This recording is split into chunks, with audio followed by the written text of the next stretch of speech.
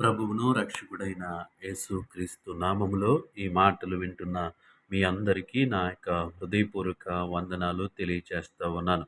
అందరూ బాగున్నారా? ఈరోజు నా కోసం ఆత్మీయ కార్యక్రమానికి మిమ్మల్ని అందరినీ ప్రేమపూర్వకంగా ఆహ్వానిస్తా ఉన్నాను. మంచిది, చిన్న ప్రార్థన చేసుకుని వాక్యాన్ని ధ్యానం చేద్దాం. పరిశుద్ధుడా, ప్రేమగల తండ్రి, గొప్ప దేవుడా, నీకు వందనాలు. నీ కృపను బట్టి, నీ కనికరాన్ని బట్టి ఇంతవరకు సజీవులుగా ఉంచావు. ఈ సమయంలో నీ మాటలు వినటానికి ఆశ కలిగి ఉంటుండగా వాక్యం ద్వారా మాతో మాట్లాడమని యేసు నామంలో అడుగుచున్నాము తండ్రి. ఆమేన్.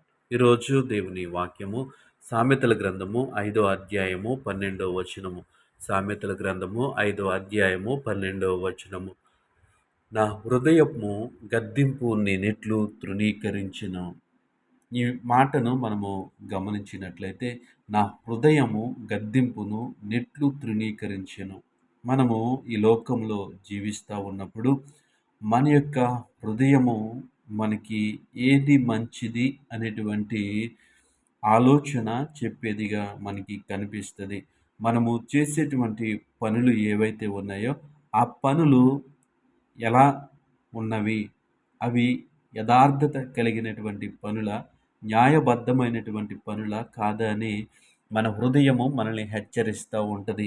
మన హృదయము మనల్ని గద్దిస్తూ ఉంటుంది. మనం ఏ పని చేసినా అది మంచిది కాదు అని మన హృదయము మనకి తెలియచేస్తూ ఉంటుంది.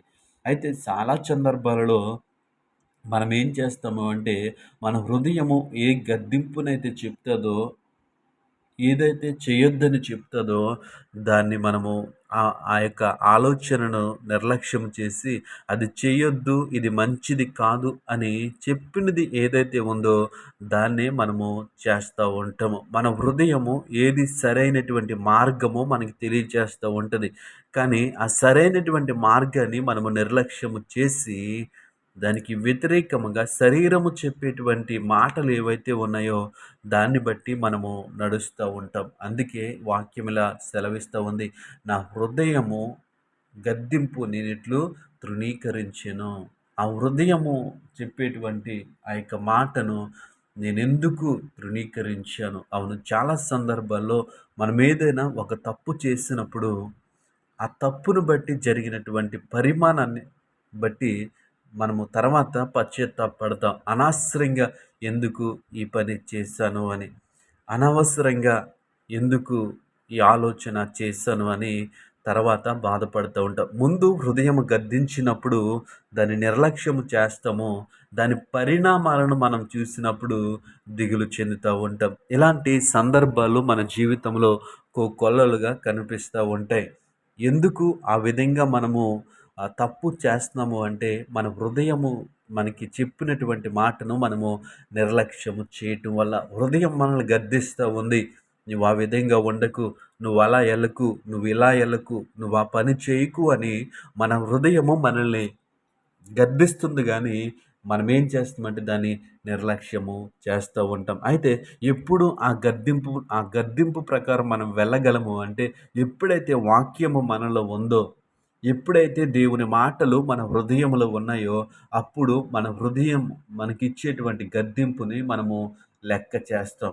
వాక్యము లేకపోతే, వాక్యానుసారంగా మనము జీవించకపోతే, ఆ హృదయము మనకి చెప్పేటువంటి విషయాలు ఏవైతే ఉన్నాయో వాటిని మనము పాటించము. అయితే అవి పాటించకపోతే ఏమవుతది అని మనం ఆలోచన చేసినట్లయితే, మనము ఏ విషయంలో అయితే ఆ హృదయముతో ఏకీభవించట్లేదో, ఆ మంచి నిర్ణయంతో ఏకీభవించట్లేదో, అప్పుడు మన జీవితంలో చాలా భయంకరమైనటువంటి పరిస్థితులు మనకి ఎదురవుతూ ఉంటాయి. కాబట్టి ఈ ఉదయకాల సమయంలో ఈ మాటలు వింటున్న ప్రియ సహోదరి, సహోదరుడా, నీ హృదయము నీకు ఏ విధంగా నిన్ను నడిపిస్తూ ఉంది? నీ నీ హృదయము నీకు ఎలాంటి పని చేయమని చెప్తా ఉందో అలాంటి పని చేసి, ఏదైతే నీకు గద్దింపునిస్తుందో ఆ గద్దింపుకు లోబడి ఆ పని చేయటం మనము మానేసే వారిగా ఉండాలి. ఎప్పుడైతే మన హృదయ గద్దింపును మనం వింటామో, మన హృదయం ఏం చెప్తుందంటే, ఎప్పుడు కూడా మన హృదయము మంచి చెబుతుంది. ఎప్పుడు కూడా మన హృదయము ఏది మంచిదో అది చేయమని చెప్తది. కానీ మనము ఏది చెడ్డదో దాన్ని చేయటానికి ఇష్టపడుతూ ఉంటాం. కాబట్టి ఈ మాటలు వింటున్నటువంటి మనమందరము కూడా హృదయ గద్దింపును తృణీకరించకుండా ఆ హృదయము మనకి ఏదైతే చెప్తుందో దాని ప్రకారం మనం నడిచినట్లయితే మన జీవితాలు మనకి ఆశీర్వాదకరముగా ఉంటాయి. అట్టి కృప దేవుడు మనకి అనుగ్రహించునుగాక. ఆమేన్.